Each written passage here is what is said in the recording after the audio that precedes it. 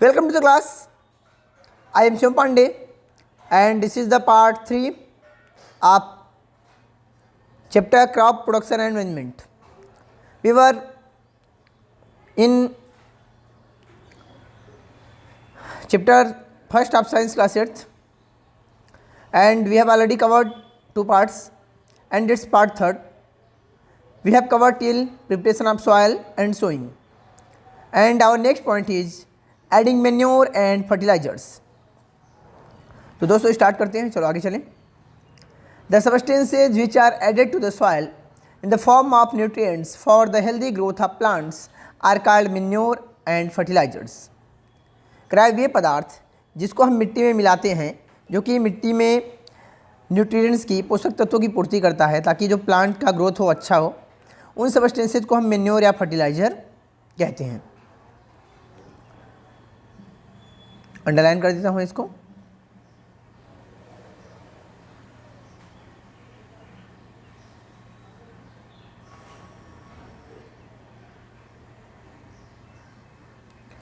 चलो आगे चलते हैं। बूझो के मन में कोई बात आई है, चलो देखते हैं। आई सा healthy crop growing in a form.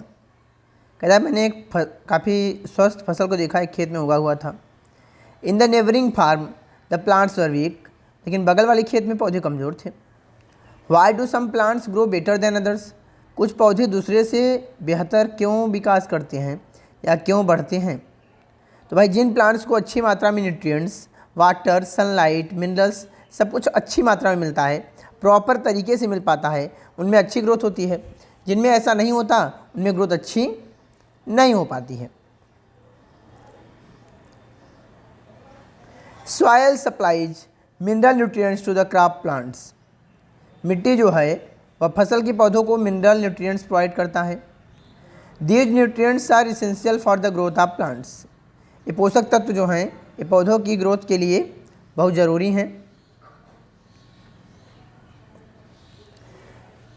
In certain areas farmers grow crop after crop in the same field.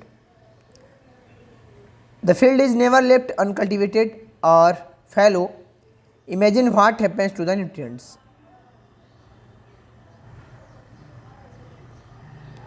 इसका मतलब समझते हैं। मिट्टी जो है वह फसल के पौधों को मिनरल्स, पोषक तत्वों की सप्लाई करता है, आपूर्ति करता है। ये न्यूट्रिएंट्स जो हैं यह पौधे की ग्रोथ के लिए बहुत ज़्यादा महत्वपूर्ण हैं या आवश्यक हैं, ज़रूरी हैं। इन सर्टेन एरियाज में कुछ क्षेत्रों में, कुछ खास जगहों पे किसान जो है वह एक फसल के बाद दूसरी फसल उस खेत में उगाता रहता है। खेत को समय नहीं देता कि वह खुद के अंदर मिनरल्स को मेंटेन कर पाए। एक पे एक फसल उगती रहती है। The field is never left uncultivated. कभी ऐसा नहीं होता कि फील्ड में कुछ भी न बोया गया हो या उपरती पड़ा हो, खाली पड़ा हो, ऐसा कभी भी नहीं होता है। कल्पना करिए कि उसमें पोषक तत्वों के साथ क्या होता होगा। ऐसे खेतों में पोषक तत्वों की कमी हो जाती है। जब फील्ड खाली पड़ा रहता है तो बहुत सारे प्लांट और एनिमल वेस्ट उसमें आते हैं, ठीक है, डिकम्पोज होते हैं, फिर वापस मिनरल के रूप में उस सॉइल में मिक्स हो जाते हैं। लेकिन जब हम बैक टू बैक क्रॉप लगातार बोते ही रहेंगे तो उसे खुद को मेंटेन करने का, खुद को रिप्लेनिश करने का मौका नहीं मिलेगा। मिट्टी के अंदर पोषक तत्वों की पूर्ति फील्ड नहीं कर पाएगा, उसमें उसकी जो फर्टिलिटी है वो घट जाएगी, पौधों की अच्छी ग्रोथ नहीं होगी। या तो आप क्या करोगे, केमिकल वाला फर्टिलाइज़र जो है वह उसमें खूब ढेर सारा डाल के फसल उगाओगे, लेकिन वह हमारे लिए काफ़ी हार्मफुल है। Continuous cultivation of crops make the soil poor in nutrients. लगातार जब हम फसल उगाते हैं खेत में तो जो मिट्टी है उसमें पोषक तत्वों की कमी हो जाती है, वो पुअर हो जाता है, न्यूट्रिएंट्स के मामले में कमज़ोर हो जाता है। Therefore farmers have to add manure to the fields. इसलिए किसानों को अपने खेत में मैन्योर ऐड करना चाहिए to replenish the soil with nutrients. कहोगे सर मैन्योर और फर्टिलाइज़र दो अलग अलग शब्दों का इस्तेमाल क्यों हो रहा है। भाई मैन्योर जो है वह नेचुरल खाद है, मतलब प्लांट और एनिमल वेस्ट से जो बनाया गया है वो मैन्योर है। वहीं पे जो फर्टिलाइज़र है वह केमिकल से बना हुआ है, न्यूट्रिएंट्स दोनों प्रोवाइड करेंगे। मैन्योर क्या है, नेचुरल होने की वजह से मिट्टी में ह्यूमस की मात्रा को मेंटेन करता है, लेकिन फर्टिलाइज़र ऐसा कुछ भी नहीं करता है। फर्टिलाइज़र अगर आप ज़्यादा मात्रा में डाल देते हो तो वो पोल्यूशन कॉज करेगा, खेतों में से बह के नदियों में जाएगा, बहुत सारे एनिमल्स को नुकसान करेगा। नदियों में बहुत सारे दूसरे प्लांट्स ग्रो करना शुरू हो जाएंगी तो नदियाँ प्रदूषित होने लग जाएंगी, बहुत सारी प्रॉब्लम्स आएंगी उसकी वजह से। This process is called manuring. भाई किसान अपने खेत में ले जाके मेन्योर ऐड करता है, इस प्रोसेस को हम मेन्योरिंग कहते हैं। Improper or sufficient manuring results in weak plants. करा कि अगर हम ठीक तरीके से या अपर्याप्त मात्रा में खाद खेतों में डालते हैं, ठीक से नहीं डालते, मतलब जितना चाहिए उतना नहीं डालते हैं, तो इसका परिणाम होगा कि जो पौधे होंगे वे कमज़ोर होंगे। Manure is an organic substance. Manure एक जैविक पदार्थ है। ऑर्गेनिक मतलब जैविक। जैविक हम इसलिए, जैविक का मतलब कि वो चीज़ जो लिविंग थिंग से मिली हो, जिसमें जीवन हो, उससे मिली हो। तो प्लांट्स और एनिमल्स से बनती है भाई, उनके डेड, ठीक है, उनके डिकेइंग वेस्ट से बनती है, ठीक है, उनके डिकम्पोज्ड पार्ट से मेन्योर बनती है। इसलिए इसको हम ऑर्गेनिक कहते हैं, क्योंकि जो लिविंग बींग्स हैं उनके डेथ होने की वजह से इसका फॉर्मेशन होता है। वहीं फर्टिलाइज़र को हम ऐसा नहीं करते, क्योंकि उसे केमिकल मिला के हम खुद से बना देते हैं। Obtain from the decomposition of plant और एनिमल वेस्ट। मैंने ये कहा कि मेन्योर जो है प्लांट एनिमल वेस्ट का जब डिकम्पोजिशन होता है, जब वो टूटता है, तब इसका फॉर्मेशन होता है। इसलिए हम इसको क्या बोलते हैं, ऑर्गेनिक बोलते हैं बायोलॉजी में, इसलिए हम इसको ऑर्गेनिक बोलते हैं। केमिस्ट्री में ऑर्गेनिक इनऑर्गेनिक की भाषा बदल जाती है। Farmers dump plant and animal waste in a pits and open places and allow it to decompose. The decomposition is caused by microorganisms. The decomposed matters is used as organic manure.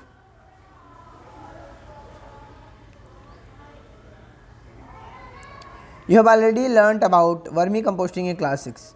कराया आपने vermi composting के बारे में कक्षा 6 में पढ़ा हुआ है, लेकिन कक्षा 6 में पढ़ा तो था सर, याद कहाँ है किसी को? याद किसी को नहीं है। चलो बताते हैं। तो बात करें थे कि मेन्योर एक ऑर्गेनिक सब्सटेंस होता है, प्लांट एनिमल के वेस्ट से मिलता है। किसान जो होता है अपने खेतों में गड्ढा बना देता है और प्लांट एनिमल वेस्ट का जो भी होता है सब उसमें डालता है, मतलब पेड़ की पत्तियाँ हो गई, छिलके हो गए, एनिमल्स का जो गोबर हो गया, सब उसमें इकट्ठा करता रहता है। धीरे धीरे क्या होता है, सड़ता है, और सड़ने के बाद जो उसको सड़ाने में माइक्रो ऑर्गेनिजम्स का काफ़ी इंपॉर्टेंट रोल होता है। माइक्रो ऑर्गेनिजम्स डिकम्पोजिशन में हेल्प करते हैं, और सड़ने के बाद जो मैटर बनता है ब्लैक कलर का, ग्रे कलर का एक सब्सटेंस रेडी होता है, उसको हम ऑर्गेनिक मेन्योर कहते हैं।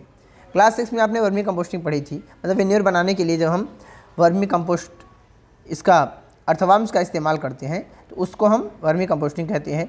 अर्थवार्म का यूज़ करने की वजह से ज़्यादा अच्छी क्वालिटी का मेन्योर बनता है, प्रोसेस थोड़ा सा फास्ट हो जाता है, ये डिकम्पोजिशन को और फास्ट करवाते हैं।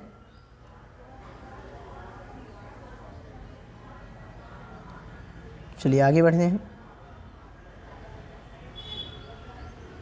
वह एक्टिविटी 1.2 आपको कुछ करने को बोला है, कर लो। Take moong or gram seeds and germinate them.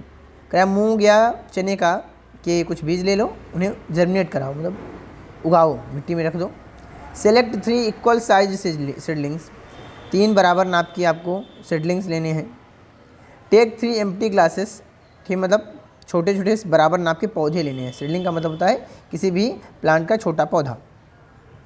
आपको 3 ग्लास लेना है या एक समान कोई बर्तन ले लेना है। Mark them A B and C, उन पर ए बी और सी लिख देना है। Two glass A add little amount of soil mixed with a little cow dung manure. Glass A में थोड़ी सी मिट्टी और काउ डंग से बना हुआ मेन्योर ऐड कर दो। ग्लास बी में put same amount of soil mixed with a little urea. आपको उतनी ही मात्रा में मिट्टी रखनी है, थोड़ा सा यूरिया ऐड करना है। यूरिया क्या है, केमिकल फर्टिलाइजर है, ठीक है, और जो काउ डंग वाला है वो नेचुरल है। Take the same amount of soil in glass C without adding anything. और ग्लास सी में मिट्टी बस डालो, बाकी कुछ ऐड मत करो, मतलब मेन्योर या फर्टिलाइजर कुछ भी ऐड ना करो। Now pour the same amount of water in each glass. अब हर ग्लास में बराबर मात्रा में पानी डाल दो। And plant the seedlings in them, और फिर उनमें छोटे छोटे पौधों को लगा दो। Keep them in a safe place and water them daily. उन्हें एक सुरक्षित स्थान पर रखो, समय समय पर पानी दो। After 7 to 10 days observe their growth. 7 से 10 दिन के बाद उनकी वृद्धि चेक करो, उनमें कितना ग्रोथ हुआ। तो आप देखोगे जिसमें आपने केमिकल फर्टिलाइजर यूरिया ऐड किया था उसकी ग्रोथ सबसे ज़्यादा दिखेगी, क्योंकि केमिकल फर्टिलाइजर में ग्रोथ तो अच्छी होती है, लेकिन मिट्टी की जो सेहत है, मिट्टी का जो हेल्थ है वह ख़राब हो जाता है। इसलिए कहते हैं कि आप मेन्योर पे फोकस करो, केमिकल फर्टिलाइजर। आगे बढ़ते हैं।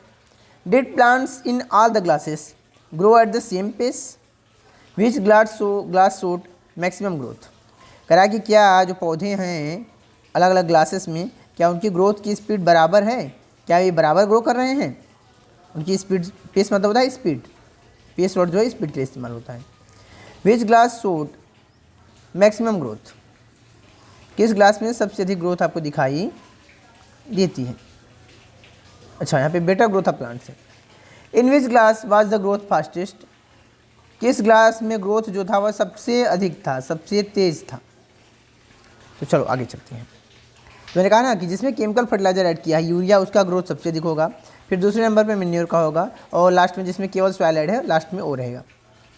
Fertilisers are chemicals which are rich in particular nutrients. How are they different from manure? Fertilisers are produced in factories. Some examples of fertilisers are urea, ammonium sulphate, super phosphate, potash, NPK, nitrogen, phosphorus and potassium.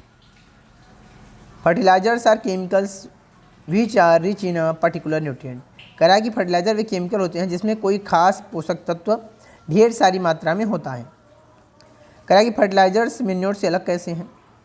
तो बताया भाई, manure जो है natural product से बनता है, ठीक है, नेचुरल प्लांट एनिमल्स के डिकेइंग मैटर से बनता है, डिकम्पोजिशन के बाद बनता है, लेकिन इसको हम खुद ही से बना सकते हैं फैक्ट्री के अंदर। फर्टिलाइजर्स का उत्पादन फैक्ट्री में होता है, ये कह रखा है इन्होंने। कह फर्टिलाइजर में कुछ एग्जाम्पल्स दे रखे हैं, यूरिया है, अमोनियम सल्फेट का नाम आपने सुना होगा, नहीं सुना है तो जान लो कि इस्तेमाल होता है खेतों में। सुपर फॉस्फेट है, यहाँ पे भी फास्फोरस है, ठीक है, फास्फोरस मतलब इसमें फास्फोरस है। पोटास है, मतलब इसमें पोटेशियम है जो प्लांट के लिए इम्पोर्टेंट न्यूट्रिएंट है। अमोनियम सल्फेट में क्या है कि अमोनिया है, नाइट्रोजन भी है और साथ में सल्फर है। एनपीके, नाइट्रोजन, फास्फोरस, पोटेशियम, तीनों ही इम्पोर्टेंट न्यूट्रिएंट्स हैं। इस नाम से भी एक फर्टिलाइजर मार्केट में आता है जहाँ पे तीनों चीज़ एक में ही मिक्स होती है और खेतों में दी जाती है। आजकल क्या है कि किसानों ने सिस्टम बना रखा है कि जितना ज़्यादा फर्टिलाइजर दे दोगे उतना ज़्यादा पौधे की ग्रोथ हो जाएगी। ऐसा कुछ नहीं होता है, ठीक है। प्लांट की एक प्रॉपर रिक्वायरमेंट है कि उसको इतना चाहिए, इतना मिल जाएगा, उसका काम हो जाएगा। अब उसकी ज़रूरत है 5 ग्राम की, आप 50 ग्राम ला के रख दो, कोई फ़र्क नहीं पड़ता है, क्योंकि वो 5 ग्राम का इस्तेमाल करेगा, बाकी जो 45 ग्राम होंगे वेस्ट के रूप में बह जाएंगे। या आपके खाने की क्षमता है 2 रोटियाँ, आप 2 ही रोटी खा सकते हो, किसी कोई आपको ले आके ज़बरदस्ती 20 रोटी दे देगा तो क्या आप 20 रोटी खा लोगे? ऐसा नहीं है ना, आप तो 2 ही खाओगे जो आपकी बॉडी की ज़रूरत है, बाकी तो बेकार ही जाने वाला है। या यूँ समझो कि जब इंसान ज़रूरत से ज़्यादा खाता है, बॉडी रिक्वायरमेंट से ज़्यादा, तो क्या होता है, बॉडी में फैट बढ़ता है, जो कि उसके लिए आगे नुकसानदायक साबित होता है। ऐसे ही जो फार्मर्स बिना सोचे, बिना अपनी मिट्टी का चेकअप कराए सॉइल टेस्ट होता है, जिससे आपको पता चल जाता है कि आपके सॉइल में किस न्यूट्रिएंट की कमी है या किस न्यूट्रिएंट की मात्रा ज़्यादा है। साइंटिस्ट आपको बताते हैं कि भाई ये न्यूट्रिएंट कम है तो आपको ऐसी फसल सेलेक्ट करनी है जिसमें इस न्यूट्रिएंट की ज़रूरत कम हो, और उसकी कोई न्यूट्रिएंट अगर ज़्यादा है तो ऐसा प्लांट बताएंगे कि उस न्यूट्रिएंट का इस्तेमाल ज़्यादा करता हो। कुछ दिनों तक अपने खेत में उसको प्लांट करोगे, कुछ दिन में आपके खेत में जो उसकी मात्रा एक्सेस में थी वो नॉर्मल पे आएगी, और उसके बाद फिर आप कोई भी लगाओगे, प्रॉपर आपको बताएंगे कितने ग्राम में, इतने फसल में आपको इतना ही ये आपको फर्टिलाइज़र देना है, ज़्यादा नहीं देना है। लेकिन किसान जो हैं वे, मैं 95% तो नहीं बोल रहा हूँ, लेकिन 80% 70% तो ऐसे होंगे ही, यानी मत 30% को 50% तो ऐसे होंगे ही जो कि ऐसा नहीं कराते हैं, अपने सॉइल का टेस्ट नहीं कराते हैं, ऐसे यूरिया डाल देते हैं, ऐसे डीपी डाल देते हैं, कुछ भी बिना चेकअप कराए। और वो क्या करता है, पोल्यूशन कॉज करता है, ठीक है। एक्स्ट्रा की वजह, केमिकल्स की वजह से बहुत सारी बीमारी फैलती है। यूरिया ब्रेन कैंसर बीमारी के होने का सबसे बड़ा रीज़न है।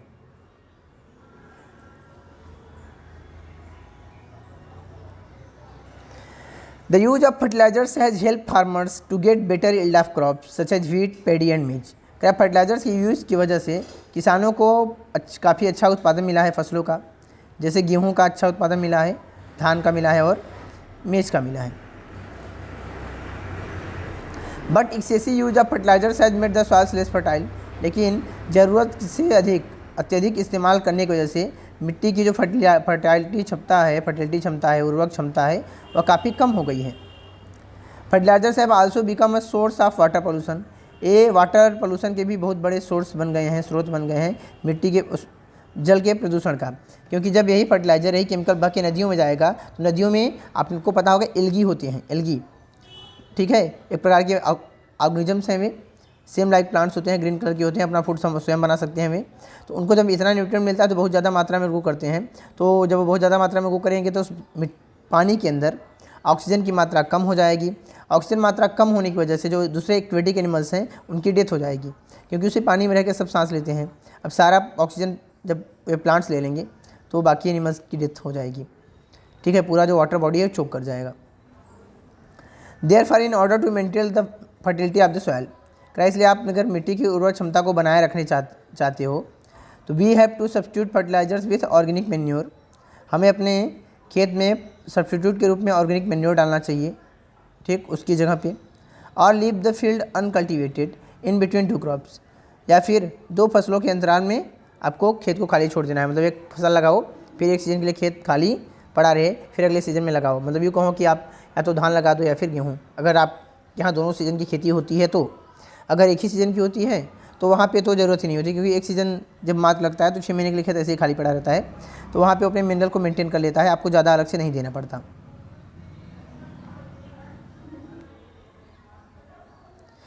The use of manure improves soil texture as well as water retaining capacity. It replenishes the soil with nutrients. Manure जो का जब हम इस्तेमाल करते हैं तो सॉइल का जो टेक्सचर है, सॉइल जो देखने में उसका जो दिखावट होता है बाहर से देखने में, वह काफ़ी सुधर जाता है। मतलब सॉइल काफ़ी सॉफ्ट रहती है, काफ़ी डार्क कलर की रहती है।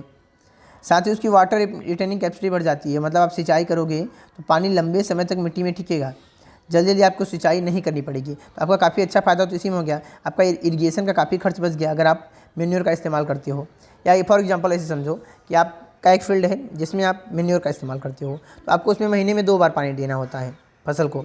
वहीं दूसरा फील्ड है जहाँ पे आप फर्टिलाइज़र का इस्तेमाल करते हो, वहाँ पे महीने में 4 बार पानी देना पड़ रहा है। तो मैन्योर का इस्तेमाल करने की वजह से ही आपका 2 बार का जो इरिगेशन कॉस्ट था वो बच गया। इसलिए आपको मैन्योर पे फोकस करना चाहिए। Another method of replenishing the soil with nutrients is through crop rotation। जो दूसरा तरीका है, ठीक है, मिट्टी में मिनरल्स को मेंटेन करने का, वह क्रॉप रोटेशन है कि आप बार बार एक ही फसल को मत बो, क्रॉप को चेंज करो। एक बार गेहूँ लगाया तो अगली बार चना लगा दो, फिर सरसों लगा दो। अल्टरनेट क्रॉप्स, सेम क्रॉप को रिपीट नहीं करना है, वही होता है crop rotation.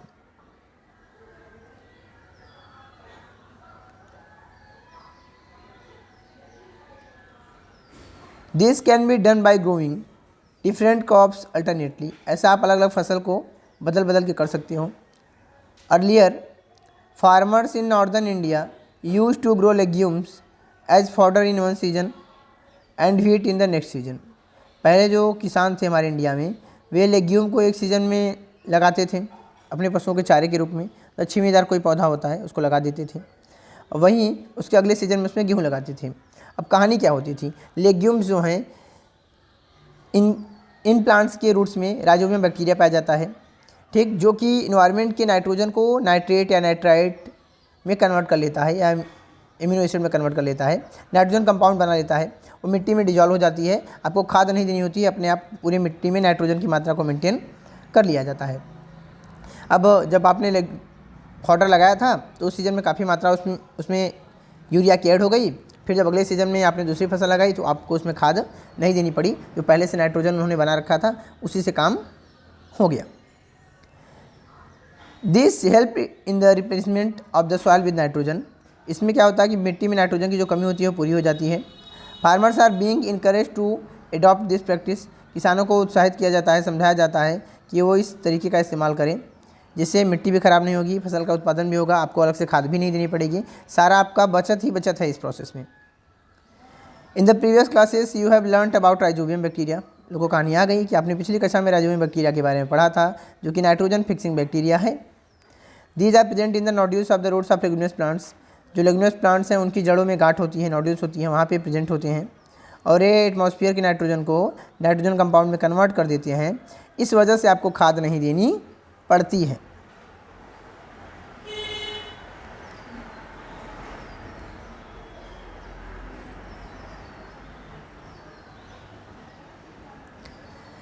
Differences between fertiliser and manure. ये टेबल बहुत ज़्यादा जरूरी है बच्चों के लिए, ठीक है, हो सकेगा तो आप इसको याद कर लीजिएगा। तो बात करते हैं फर्टिलाइजर और मैन्योर के डिफरेंस की बात की। फर्स्ट पॉइंट है fertiliser is a man made inorganic salt. Fertiliser जो है आदमी के द्वारा बनाया गया इनऑर्गेनिक सॉल्ट है। इनऑर्गेनिक सॉल्ट स्पेशली हम उनमें कहते हैं, ठीक है, उन्हें कहा जाता है जिनमें कार्बन, हाइड्रोजन, ऑक्सीजन की मात्रा ना हो, क्योंकि वे सारी चीज़ें जिसमें कार्बन प्रेजेंट है उसको हम ऑर्गेनिक कहते हैं। तो ये इनऑर्गेनिक सॉल्ट होता है, जैसे कि फास्फोरस हो गया, ठीक है, या सल्फर हो गया, पोटास हो गया, इसमें कार्बन प्रेजेंट नहीं है। Manure is a natural substance obtained by the decomposition of cattle Dang and plant residues. Manure एक प्राकृतिक पदार्थ है जो हमको पशुओं के गोबर और प्लांट के जो दूसरे अवशेष बचे होते हैं, पत्ती, छिलका, भूसा, इन सब के सड़ने की वजह से ये तैयार होता है। Fertiliser is prepared in factories, fertiliser को कारखानों में बनाया जाता है। Manure can be prepared in the fields, इसको आप खेत में ही बना सकते हो, कहीं नहीं जाना है, खेत में गड्ढा खोदना है, सारा कुछ उसमें उठा के भर देना है, कुछ महीने के बाद आपका मेन्योर रेडी हो जाएगा। Fertiliser does not provide any humus to the soil, fertiliser जो है आपके मिट्टी में ह्यूमस ऐड नहीं करता है। ह्यूमस का मतलब होता है कि वह सब्सटेंस जो आपके सॉइल के अंदर वाटर रिटेनिंग कैपेसिटी को बढ़ाए, पानी को धारण करने की क्षमता को बढ़ा दे, मतलब एक बार सिंचाई करो तो लंबे समय तक उसमें नमी बनी रहे, साधारण शब्दों में अगर कहें तो। Manure provides a lot of humus to the soil, ढेर सारा ह्यूमस ऐड करता है, मतलब सिंचाई करने के बाद जल्दी सिंचाई नहीं करनी पड़ेगी, उसमें नमी बनी रहेगी। Fertilisers are very rich in plant nutrients, plant के न्यूट्रिएंट्स जो है फर्टिलाइजर में ज़्यादा होते हैं, जैसे कि नाइट्रोजन है, फास्फोरस है और पोटेशियम है, ये फर्टिलाइजर में ज़्यादा होते हैं। Manure is relatively less rich in plant nutrients, इसमें प्लांट न्यूट्रिएंट्स की मात्रा थोड़ी सी कम होती है, तुलना करने पे फर्टिलाइज़र से कम होती है। लेकिन अगर आपको चेक करना है कि मेन्योर में क्या सच में ह्यूमस ज़्यादा होता है, वाटर रिटेनिंग कैपेसिटी ज़्यादा होता है, तो सबके घर के आसपास कहीं ना कहीं गोबर, अगर पशु रखा हुआ है, फैमिली में पशु है, तो कहीं ना कहीं गोबर इकट्ठा किया जाता होगा। इस गर्मी में भी, गर्मी काफ़ी ज़्यादा है, देख रहे हैं टेम्परेचर काफ़ी हाई है, हर जगह कहीं भी पानी गिरा रहे हो सूख जा रहा है। अब जाके उस गोबर के ढेर को देखोगे, ऊपर से ड्राई दिखेगा, लेकिन खोद के अंदर देखोगे उसके अंदर ढेर सारा वाटर होगा, ढेर सारा ह्यूमिडिटी उसके अंदर होगा। तो इस बात का प्रूफ है कि सच में उसमें ह्यूमस होता है, वाटर रिटेनिंग कैपेसिटी काफ़ी हाई होती है। Table 1.1 gives the difference between fertiliser and manure, table 1.1 जो है आपको मेन्योर और फर्टिलाइजर के बीच का डिफरेंस बताता है, मैंने बता दिया। अब है एडवांटेजेज ऑफ मेन्योर, मेन्योर के फायदे क्या क्या हैं भाई, चलो देख लेते हैं। The organic manure is considered better than fertilisers, this is because, कह रहा है जो ऑर्गेनिक मेन्योर है और फर्टिलाइजर की तुलना में उसको अच्छा कहा जाता है, क्योंकि it enhances the water holding capacity of the soil, यह मिट्टी के जो पानी को धारण करने की क्षमता होती है उसको बढ़ा देता है। It makes the soil porous due to which exchange of gases become easy, यह मिट्टी को छेद युक्त बना देता है, मिट्टी में छिद्र होते हैं ढेर सारे, तो एयर का जो आना जाना है, गैस का जो एक्सचेंज है वो आसान हो जाता है। It increases the number of friendly microbes, manure की वजह से बहुत सारे जो माइक्रोब्स हैं जो प्लांट के लिए हेल्पफुल हैं उनकी मात्रा को बढ़ाता है। It improve the texture of the soil, मिट्टी देखने में काफ़ी अच्छी दिखती है, सॉफ्ट रहती है, जो कि प्लांट्स के लिए बहुत ज़्यादा ज़रूरी है। तो बच्चों अगला पॉइंट आता है इरिगेशन, इरिगेशन को हम बोलते हैं सिंचाई। अब हमने मिट्टी तैयार कर ली, हमने बुआई कर दी, हमने खाद दे दी, अब भाई पानी देना पड़ेगा ताकि पौधे की जो ग्रोथ रेट हो बढ़ जाए। All living beings need water to live, सभी जीवित प्राणियों को जिंदा रहने के लिए पानी चाहिए, चाहिए ना, सबको पता है। Water is important for proper growth and development, water is absorbed by the plant roots, along with water minerals and fertilizers are also absorbed, plants contain nearly 90% of water, water is essential because germination of seeds does not take place under dry conditions, nutrients dissolved in water are transported to each part of the plant, water also, इसको complete करते हैं, protects the crop from frost and hot air currents, to maintain the moisture of the soil for healthy crop growth fields have to be watered regularly। चलो अब इसको explain करते हैं। सभी जीवित प्राणियों को जिंदा रहने के लिए पानी चाहिए, उसी प्रकार से वाटर जो है ग्रोथ और डेवलपमेंट के लिए बहुत ज़्यादा ज़रूरी है, किसके, प्लांट्स के लिए। Water is absorb by the plants roots, पानी को पौधे की जो जड़ें हैं वो सोखती हैं, मिट्टी से वे सोख लेती हैं।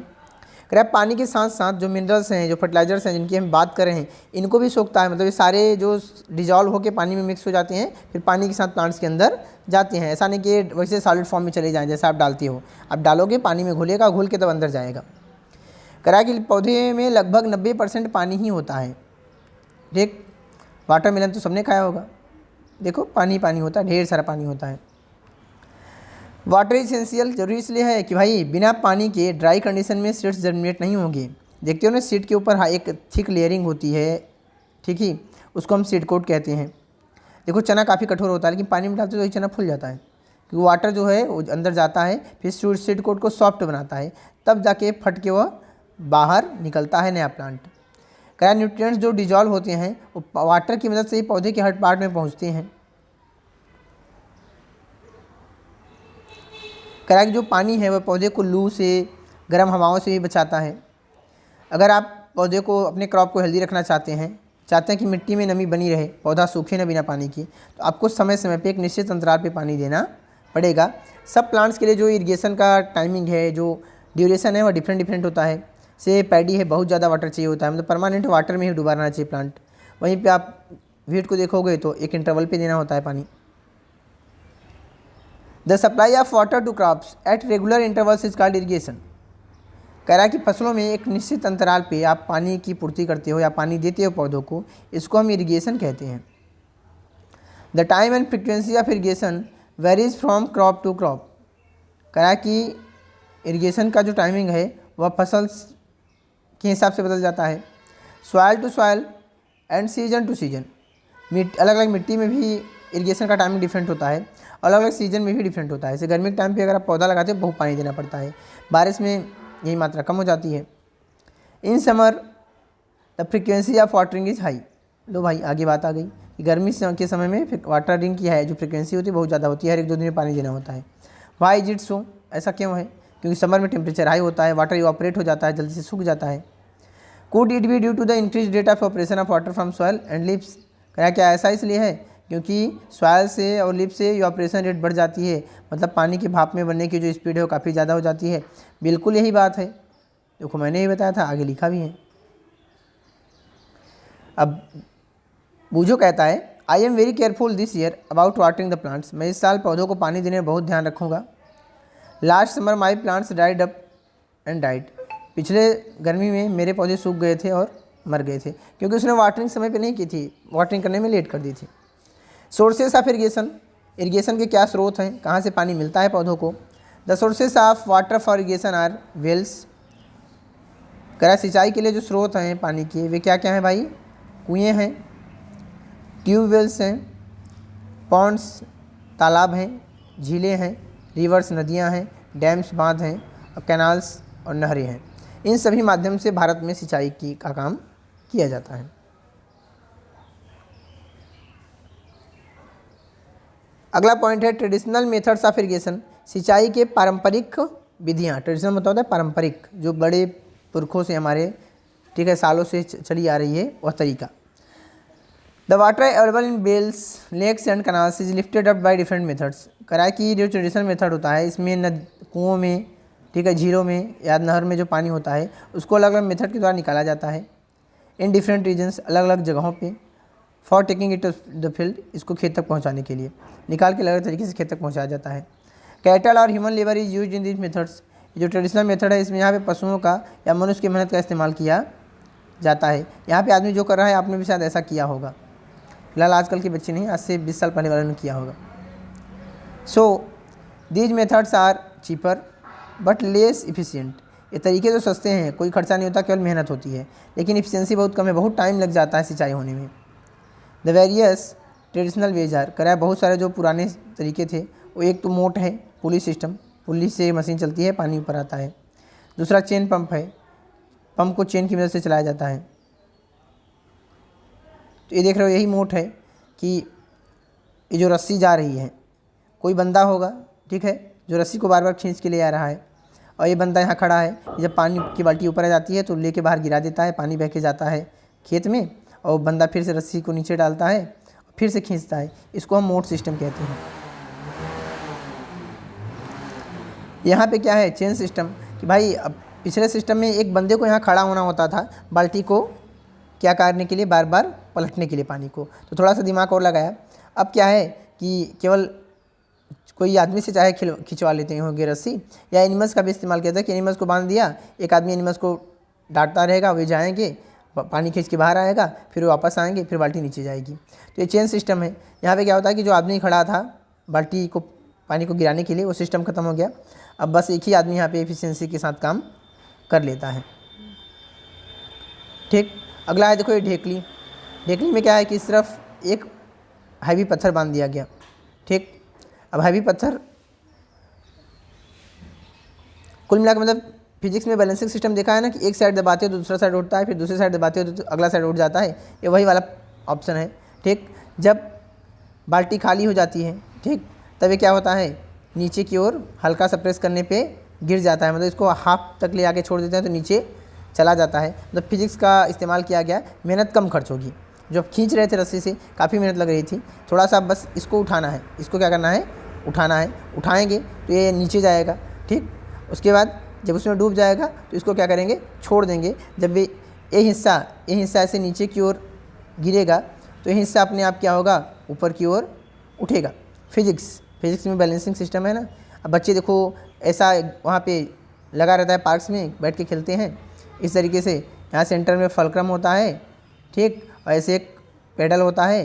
ये वही कॉन्सेप्ट अप्लाई किया गया है कि आप इधर फोर्स अप्लाई करोगे, ठीक, इस साइड वाला क्या होगा, ऊपर चला जाएगा। आप इस साइड फोर्स अप्लाई करोगे तो इस साइड वाला ऊपर चला जाएगा। उस कॉन्सेप्ट का इस्तेमाल किया उन्होंने, बुद्धि मतलब अपना लगाया, और ताकि मेहनत कम हो जाए। अगला था राहट लीवर सिस्टम। यहाँ पे पशु यहाँ घूम रहा है, ठीक है, यहाँ से एक चेन सिस्टम लगा हुआ है जिसकी वजह से वो घूम रहा है, और पानी में से घूम घूम के, मतलब ये सिस्टम लगाया जाता है कि कुएं में से पानी नहीं निकालना है, कोई बड़ा सा कंटेनर है जिसमें पानी भरा हुआ है। अब उसमें से पानी जो आदमी हाथ से डालता था खेत की ओर भेजना है, तो क्या करेंगे, इस सिस्टम पे जब इधर पशु घूमेगा, वो पुल्ली घूमेगी, हर बाल्टी में थोड़ा सा पानी आएगा, वो पानी फिर देखो गिरेगा भी, तो गिरने की वजह से अपने आप आपने जो रास्ता बनाया होगा उसमें चला जाएगा। ये पुराने सिस्टम थे। अगला है pumps are commonly use for lifting water. आजकल हम मॉडर्न मेथड में पंप का इस्तेमाल कर रहे हैं। ये नीचे से पानी को उठाते हैं, ठीक है, कुएँ से। इसका इस्तेमाल, इसको चलाने के लिए हम डीजल का इस्तेमाल कर लेते हैं। डीजल से चलते हैं पंप, बायोगैस से चलते हैं, इलेक्ट्रिसिटी से भी चलते हैं, और सोलर एनर्जी से भी चलते हैं। तो आजकल पंप्स आ गए हैं, सबमर्सिबल आ गए हैं, जो आपके काम को बहुत एफिशिएंट बना देते हैं। जहाँ पे मतलब आप पुराने सिस्टम से अगर 1000 लीटर पानी निकालते हैं तो उतने टाइम में यहाँ 10,000 लीटर पानी आप निकाल सकते हो, या कह दो मच मोर, उससे भी ज़्यादा।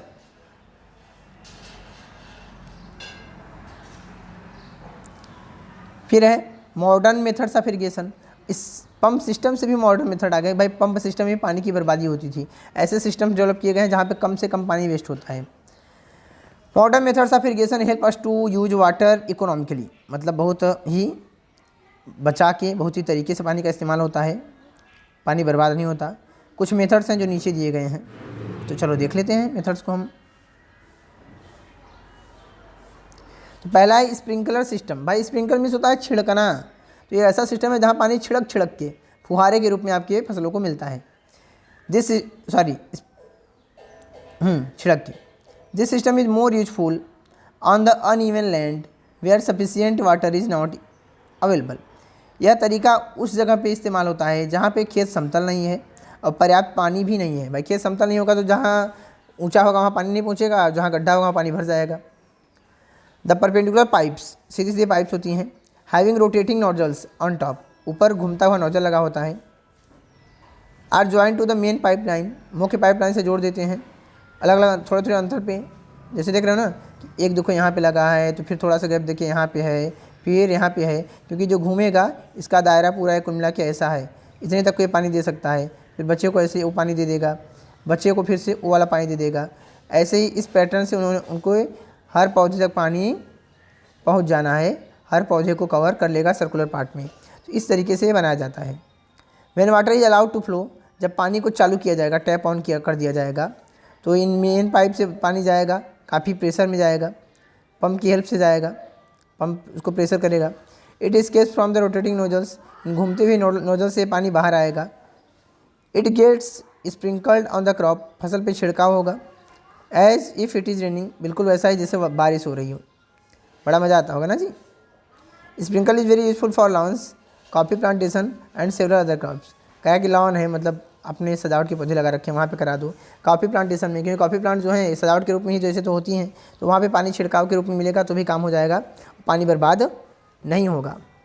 नेक्स्ट होता है ड्रिप सिस्टम। अब ड्रिप सिस्टम सब समझते हैं भाई, टिप टिप करके पानी का गिरना, टिप टिप पानी, सबको पता है, गाना सबने सुना है, टिप टिप बरसा पानी, बस वही टिप टिप वाला सिस्टम है। इस सिस्टम में the water falls drop by drop directly near the roots, पानी जो है बूंद बूंद करके सीधे जड़ के पास आती है, मतलब पानी बर्बाद बिल्कुल नहीं होगा, सीधे जड़ के पास जाएगा, जड़ से अंदर चला जाएगा, वेस्टेज का एकदम चांस ही नहीं है। So it is called drip system, इसलिए इसको ड्रिप सिस्टम या टिप टिप सिस्टम कह दो। It is the best technique for watering fruit plants, fruit plants में पानी देने का सबसे अच्छा तरीका है, क्योंकि फ्रूट प्लांट्स क्या होते हैं, कुछ गैप पे होते हैं, गार्डन्स के लिए और ट्रीज़ के लिए। तो गैप पे होते हैं तो भाई जहाँ जहाँ जड़ें हैं वहाँ पे आप क्या करोगे, पाइप में ड्रिप निकाल दोगे और थोड़ा थोड़ा पानी जड़ के पास गिरता जाएगा, पानी बिल्कुल बर्बाद नहीं होगा। Water is not wasted at all, बिल्कुल नहीं बर्बाद होता है। It is a boon in regions where availability of water is poor, ऐसी जगह जहाँ पे पानी बहुत कम है वहाँ पे किसान खेती करना चाहता है, बगीचा लगाना चाहता है, ठीक, तो उसके लिए क्या है, वरदान है, आराम से वो कर सकता है खेती बाड़ी इस सिस्टम का इस्तेमाल करके। हर जड़ के पास पाइप में थोड़ा सा छेद होगा, थोड़ा थोड़ा पानी करके टिप टिप करके आ जाएगा। तो अगला पॉइंट है प्रोटेक्शन फ्रॉम वीड्स। दोस्तों आज की वीडियो को मैं यहीं पे समाप्त करूंगा। अगर आप सभी को वीडियो अच्छा लगा तो प्लीज़ इसको ज़्यादा से ज़्यादा लाइक करिएगा, शेयर करिएगा अपने फ्रेंड्स के साथ। और वे सारे बच्चे जिन्हें एनसीईआरटी समझ नहीं आती, एनसीईआरटी में प्रॉब्लम होती है, मैं चाहता हूँ कि एनसीईआरटी में बिल्कुल प्रॉब्लम नहीं चाहिए। एनसीईआरटी बहुत ही सिंपल है, बस आपको थोड़ा सा मन लगा के ध्यान से पढ़ना है, एक एक लाइन पे ध्यान देना है। अगर आपको वर्ड मीनिंग्स नहीं आती हैं तो उस पर भी आपको काम करना चाहिए, आपको वर्ड मीनिंग लिख के याद कर लेना चाहिए, ठीक। उसके बाद तो एनसीईआरटी जो है काफ़ी अच्छी किताब होती है, इकोनॉमिकल होती है। और हमारे इंडिया में जितने भी कॉम्पिटिटिव एग्जाम्स होते हैं वहाँ पे सिलेबस जो होता है एनसीईआरटी बेस्ड ही होता है, एनसीईआरटी से ही पेपर बनता है। हर साल नीट जेईई के पेपर्स होते हैं, वहाँ पे पेपर अगर आप हर साल पेपर का एनालिसिस आता है और देखने में यही पता चलता है कि सारे के सारे क्वेश्चंस ही एनसीईआरटी से पूछे गए हैं। बच्चे कहते हैं कि कहाँ था, हमको तो नहीं दिखा इसलिए नहीं क्योंकि आपने ध्यान लगा के देखा नहीं। Thanks for watching. अगर चैनल को सब्सक्राइब नहीं किया तो ज़रूर करिए प्लीज़। फिर मिलते हैं अगली वीडियो में, तब तक के लिए गुड बाय।